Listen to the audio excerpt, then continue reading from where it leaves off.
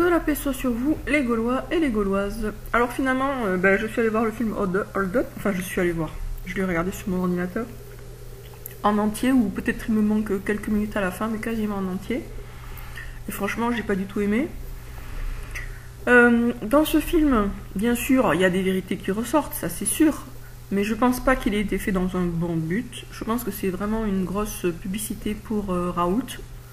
Enfin, je pense. C'est objectivement une grosse publicité pour Raoult, puisqu'on passe beaucoup de temps à expliquer que son traitement a été censuré, et que donc il serait victime il serait victime, voilà, il serait victime, alors que lui, il est plein de bonne volonté, et qu'il veut aider l'humanité.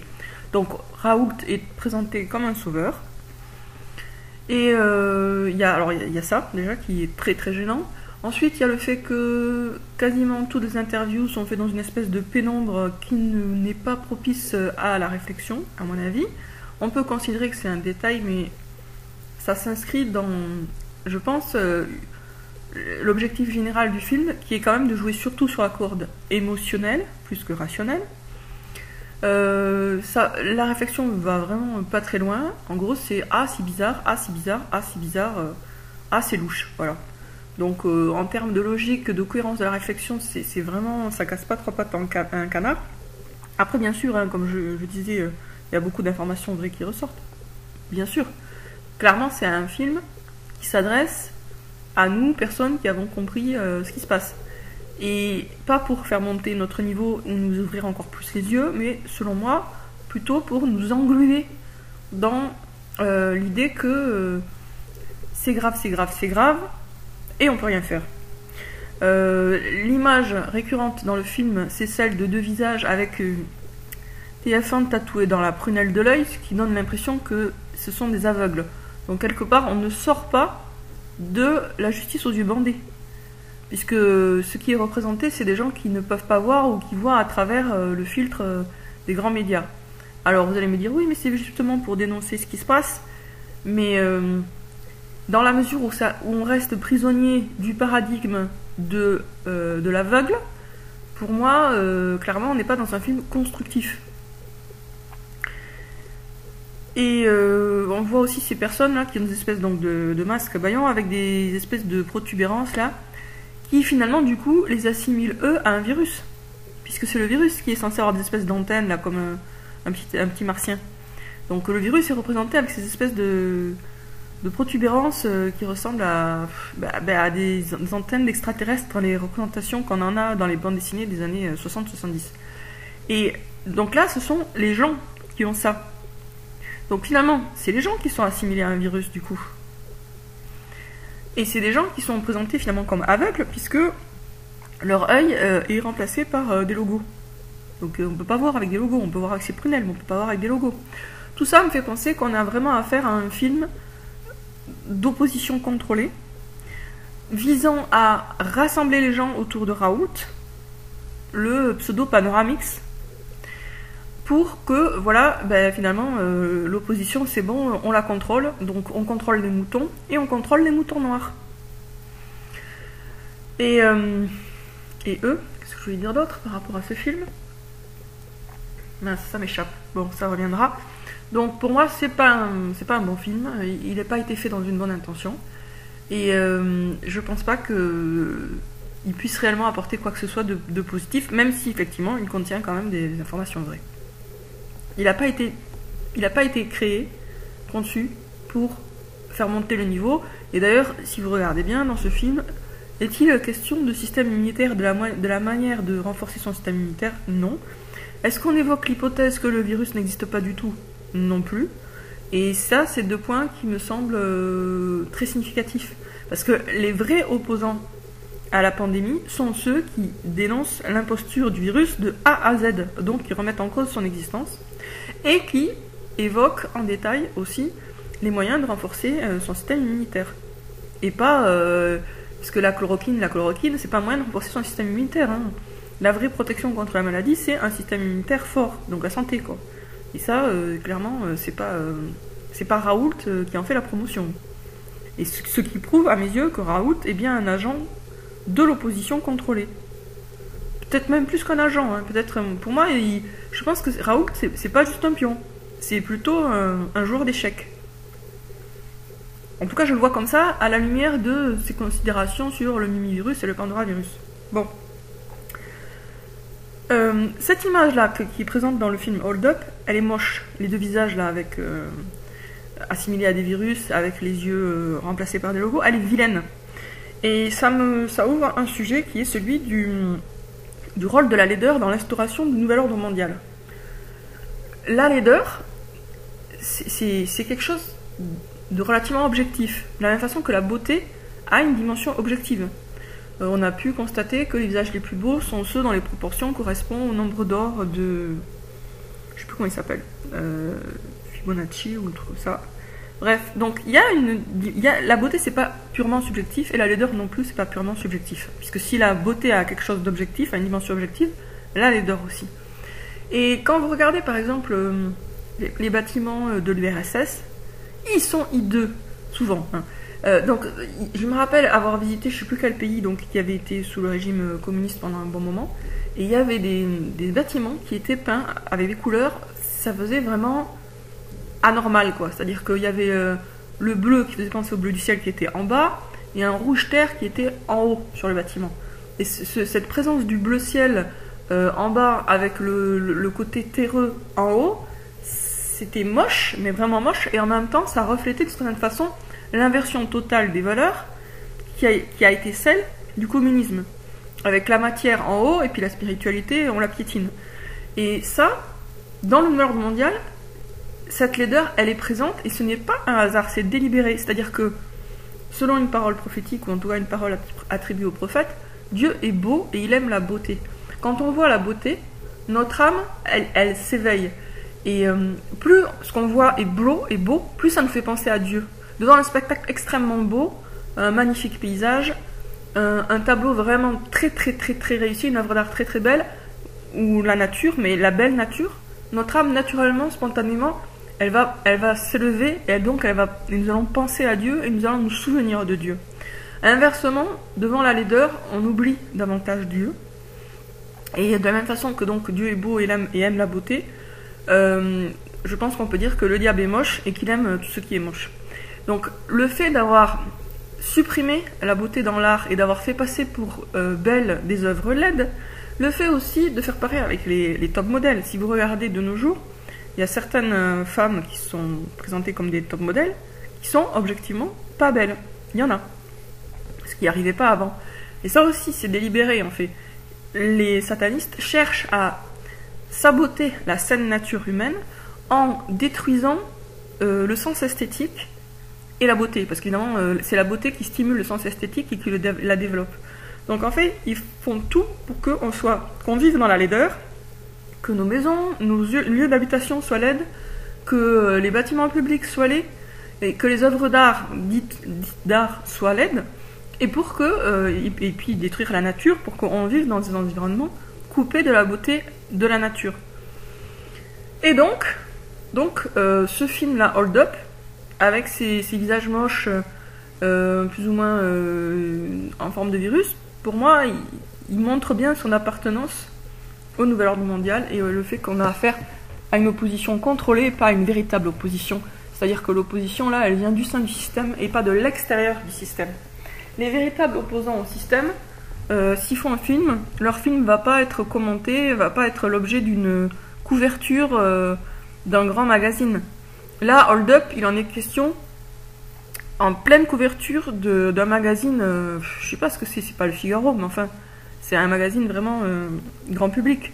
Donc c'est clair que quand un film est mis en avant par les grands médias, c'est forcément qu'il joue un rôle dans le plan des satanistes, forcément.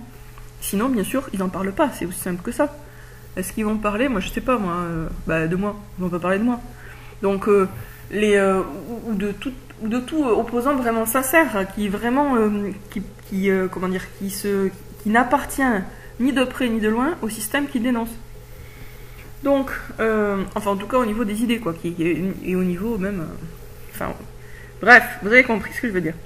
Donc, je suis partie un peu loin, ou en tout cas, je sais plus ce que je disais. Le film Hold Up est vilain, et c'est de l'opposition contrôlée. La laideur est mise en avant et développée et cultivée de façon totalement volontaire pour nous couper de la saine nature et de Dieu. Et donc inversement, nous, pour la Nouvelle-France, on doit réfléchir à tous les moyens d'embellir tout. Donc les maisons, les villes, tout. On doit viser la beauté. Alors, comment on fait pour viser la beauté? Moi, je pense que ça passe par des proportions. De la même façon, donc justement, comme on sait que pour les visages, il y a des certaines proportions qui correspondent à la beauté, il y en a certainement pour les bâtiments. Je ne sais pas si ça a été étudié ou pas, peut-être, mais il y a certainement des proportions, ça doit être les mêmes d'ailleurs, ça doit être le nombre d'or aussi. Donc il y a des proportions dans les bâtiments qui font qu'à l'œil, c'est beau. Je pense qu'en étudiant des jolis petits visages avec des jolies petites maisons, on doit pouvoir savoir assez facilement qu'est-ce qui est beau et qu'est-ce qui n'est pas beau dans les proportions des maisons. Donc ça doit pas être très compliqué, je pense, d'étudier en prenant par exemple les plus beaux villages de France, ceux qui sont vraiment charmants, de les étudier pour comprendre finalement où réside leur beauté. Et certainement il y a un rapport entre la proportion de verdure et de bâtiments. Il y a aussi certainement un rapport entre le fait qu'il y a des bâtiments de différentes hauteurs, parce que le charme du village, c'est le fait souvent que l'église se dresse quand même bien au-dessus des autres bâtiments, et que toutes les maisons ne sont pas de la même forme. C'est aussi la variété des formes et des reliefs des villages qui font leur charme. Donc tout ça, ça sera à étudier, et je pense que ça serait pas très compliqué, pour qu'on puisse avoir des principes architecturaux qui font que dès le départ, on sait qu'on va faire un village, par exemple, qui sera vraiment très joli, très charmant. Et par rapport à la hauteur de l'église, je vous signale ou j'attire votre attention sur le fait que l'église soit plus haute que les autres bâtiments dans un village est symbolique du rôle de la spiritualité aussi. Dans la France d'avant, il y avait effectivement un rapport à Dieu qui était symbolisé par cette prédominance du clocher de l'église. Si vous regardez maintenant actuellement, par exemple, à la Mecque, la Kaaba est surplombée, mais alors très très largement surplombée par deux immenses tours ou une immense tour qui symbolise l'argent et qui en plus a des cornes. Donc là, ils ont voulu, les wahhabites, les riches wahhabites du pays, de l'Arabie, symboliser le triomphe du diable sur Dieu par la hauteur du bâtiment qui surplombe, qui domine, qui écrase de toute sa hauteur la petite Kaaba. Donc nous, en France, dans la Nouvelle-France, on doit revenir au principe inverse, la supériorité de Dieu sur l'homme, symbolisée par une hauteur supérieure accrue pour les clochers dans les villages, clochers qui peuvent être aussi bien pour des églises que pour des mosquées. Et d'ailleurs, personnellement, moi-même, j'ouvre un sujet intéressant, je pense que ça serait sympa de fusionner les deux. Et de faire des églises qui soient aussi des mosquées et des mosquées qui soient aussi des églises. Ça me paraît tout à fait faisable, dans la mesure où finalement, on peut très bien faire des lieux de culte qui soient polyvalents. Alors il y a peut-être des musulmans qui seront gênés s'il y a des statues, mais après tout, il peut y avoir un coin avec des statues, un coin sans statues, par exemple. Là, ils ne sont pas obligés de prier devant des statues, il suffit de réserver un espace qui soit dépouillé de ce type d'ornement. Et puis mettre de la moquette, en fait des trucs pour qu'on puisse se prosterner dans les églises. Parce qu'effectivement, actuellement, on ne peut pas vraiment se prosterner dans les églises, sauf sur du dallage très froid, pas très agréable. Donc il y aurait moyen de faire des églises des mosquées, et de faire des mosquées des églises, de faire en sorte que les chrétiens et les musulmans prient côte à côte. Et ça me paraît même assez souhaitable, puisque l'idée, c'est que dans la Nouvelle-France, on n'insiste pas sur les différences entre les religions, on insiste sur les points communs. Donc de façon concrète et architecturale, ça peut passer par ce type de bâtiment, des églises-mosquées, quoi, ou des mosquées-églises, pour faire un mot valise avec les deux. Et donc je reviens sur l'idée que ça serait bon de garder à l'esprit, dans les nouvelles constructions, ce principe-là, c'est-à-dire qu'on ne construit rien de plus haut que le lieu de culte, pour garder symboliquement pour tout le monde la supériorité de Dieu sur l'homme et la priorité de la spiritualité dans la vie sur tout le reste. Du coup, pas d'énormes centres commerciaux à 3000 étages et pas d'énormes trucs qui soient voués qu'au commerce, quoi. Moi, personnellement, je serais assez pour la démolition des plus grands centres commerciaux et la multiplication des petits commerces. Parce qu'un très grand centre commercial, c'est une espèce de temple à l'argent. Et puis en plus, psychologiquement, c'est quand même hyper désagréable. Enfin, je pense que c'est pas une expérience jouissive de faire ses courses dans un énorme centre commercial. Et il y a mieux à faire, quoi. Enfin, voilà, bon. Donc, à réfléchir. À vous aussi de me dire ce que vous en pensez dans les commentaires, ça m'intéresse. Dans un commentaire précédent, il y a un Gaulois qui a proposé paix, amour, équité. Moi, j'aime bien. C'est vrai que amour-paix, ça me paraît vraiment fondamental. D'ailleurs, amour-paix, c'est ce qui est dans Muspranofix. Hein. Muspranofix, c'est un mot qui contient les lettres de amour, paix, France. Donc, amour, paix, équité, ça me paraît bien. Lui, il a dit paix, amour, équité, mais je pense que ça sonne mieux quand même de mettre amour en premier. Non, je sais plus, c'est l'inverse. Bon, enfin, à vous de voir. Mais il me semble que c'est pas mal. Amour, paix, équité. Alors, équité, c'est intéressant, je trouve, parce que c'est un peu une réponse à égalité. Égalité, c'est un mot très problématique, comme je vous disais. Et d'ailleurs, si je dis que c'est un mot problématique, c'est aussi parce que les sages de Sion l'ont dit eux-mêmes dans les protocoles des sages de Sion. Je ne sais pas si vous l'avez déjà lu, ce texte, il est extrêmement intéressant, il est vraiment hyper instructif, ça vaut le coup de le lire et de le relire même plusieurs fois. Les protocoles des sages de Sion, texte qui est réputé faux, mais qui est en réalité complètement authentique. Et donc, dans les protocoles des sages de Sion, ils attirent l'attention justement sur le fait que le mot égalité est vraiment le principe qui a créé tous les problèmes, et c'était fait exprès, hein. Et c'est pour ça qu'il était là, en fait, hein, dans la devise.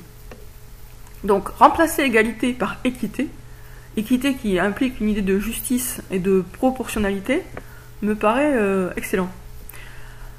Donc, qu'est-ce que vous pensez de amour, paix, équité, ou paix, amour, équité? Peut-être paix, amour, équité, par ordre croissant. Il me semble que ça sonne un peu mieux à l'oreille.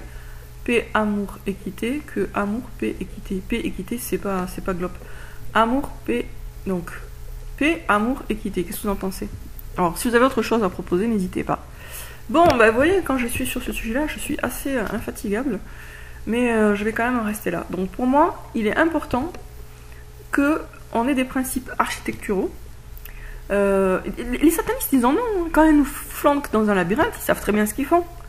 Quand ils nous bombardent avec de la rubalise et des sens interdits et des machins et des bidules, c'est fait exprès. Donc, nous, on doit avoir aussi des principes dans l'aménagement de l'espace. Et comme je vous disais, si au-dessus de la Kaaba, on a cette énorme tour commerciale, c'est totalement délibéré. Ils nous font passer un message.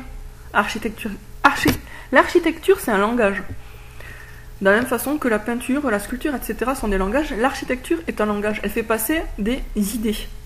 Par la forme, les proportions, les rapports entre les différents bâtiments, il y a des idées qui passent. D'ailleurs, à ce propos, je pense que ça serait pas mal de transformer l'Élysée en un simple musée.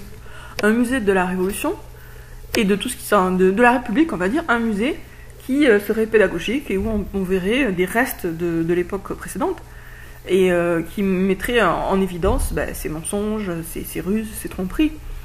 Et on préfère aussi un musée de l'évolution. Ça existe déjà des musées de l'évolution, sauf que dans les musées de l'évolution, en réalité, qu'est-ce qu'on nous montre? On nous montre des animaux. Donc en fait, c'est des musées de la création qui ne disent pas leur nom. Si on faisait un vrai musée de l'évolution, ce serait un musée sur les mensonges de l'évolution. Et ça serait fort intéressant. Il y aurait beaucoup de choses à montrer en plus, hein. Par exemple, les faux ossements qui ont été fabriqués pour faire croire qu'il y avait bien un chaînon intermédiaire entre l'homme et le singe, etc. Donc ça serait intéressant de faire un vrai musée de l'évolution qui soit consacré aux mensonges de l'évolution et aussi un musée de la République qui mette en lumière et en valeur les mensonges de la République. Voilà. Et puis on préfère aussi un musée du globe terrestre, hein, le jour où tout le monde a compris que la Terre est plate. Où ça permettrait d'ailleurs de mieux comprendre que la Terre est plate. Enfin, il y a vraiment des trucs à faire. Sur ce, je vous dis à bientôt les Gaulois et les Gauloises pour une prochaine vidéo.